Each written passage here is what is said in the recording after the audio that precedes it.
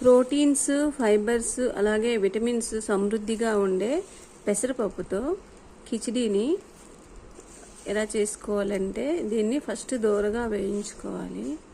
ముందుగా ఒక 2 cups rice వేసుకోవాలి.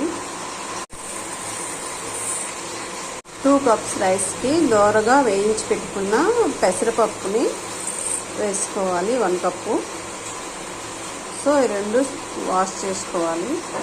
ఇప్పుడు కుక్కర్లో ఇలా తాలింపు ఫ్రై అయ్యాక అన్ని స్పైసెస్ వేసుకొని నెక్స్ట్ టొమాటోస్ వేసుకోవాలి.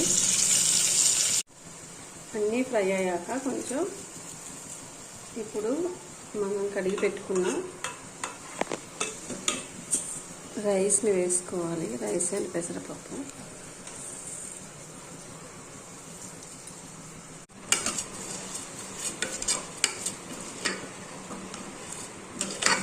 స్పైసెస్ అన్నీ బాగా పట్టేంత వరకు ఫ్రై చేసుకోవాలి వీటిని.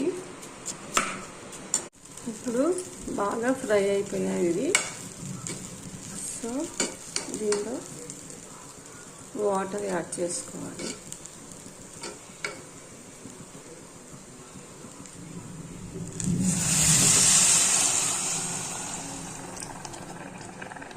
ఇప్పుడు దీనిలో రుచికి సరిపోయేంత సాల్ట్ని యాడ్ చేసుకోవాలి. అలాగే కొంచెం పసుపు యాడ్ చేసుకోవాలి.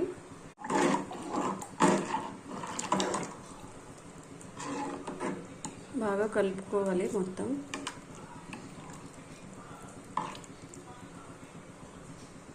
ఇప్పుడు మూత పెట్టుకొని 3 విజిల్స్ వరకు కుక్ చేసుకోవాలి.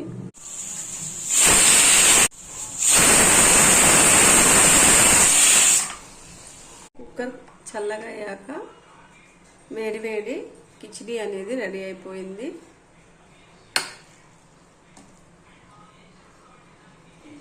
సో వేడిగా సర్వ్ చేసుకుంటే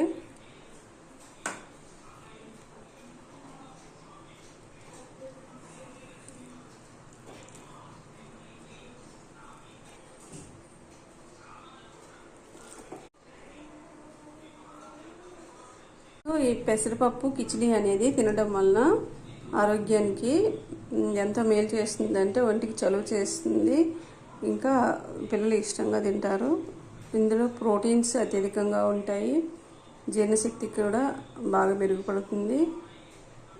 ఇది ఉదయాన్నే బ్రేక్ఫాస్ట్గా తీసుకోవచ్చు. సో వేడి పెసరపప్పు కిచిడీలో కొంచెం